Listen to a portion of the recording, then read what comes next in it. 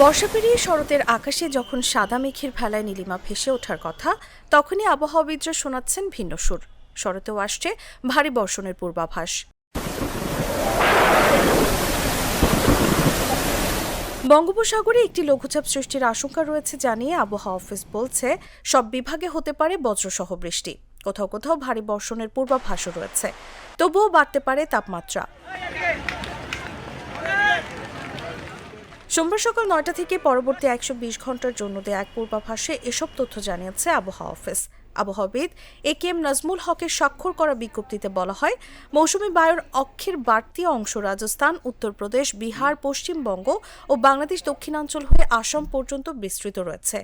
এর একটি বাড়তি অংশ উত্তর বঙ্গোপসাগর পর্যন্ত বিস্তৃত।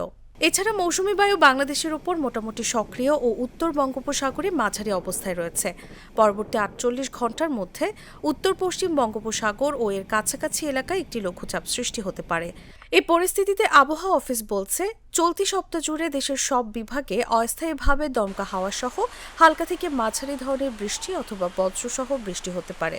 সেই সঙ্গে সারা দেশের কোথাও কোথাও হতে পারে মাঝারি ধরনের ভারী বর্ষণ। এছাড়া ঝড় বৃষ্টির প্রবণতা আগামী সপ্তাহেও অব্যাহত থাকতে পারে। এদিকে তাপমাত্রা নিয়ে সংস্থাটি বলছে, আগামী ৩ দিন সারা দেশে তাপমাত্রা সামান্য বাড়তে পারে। যদিও আগামী ২৮ আগস্ট সারা দেশে দিন ও রাতের তাপমাত্রা ১ থেকে ২ ডিগ্রি সেলসিয়াস কমার সম্ভাবনা রয়েছে। এছাড়া আগামী ২৯ আগস্ট সারা দেশে দিন ও রাতের তাপমাত্রা প্রায় অপরিবর্তিত থাকতে পারে। তসলিমা তিথি, জাগো নিউজ।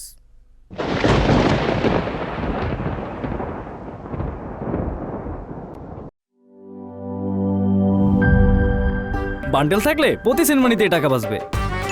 বিকাশ সেনমানি বান্ডিল কিনে জিতুন প্রতি লেনদেনে।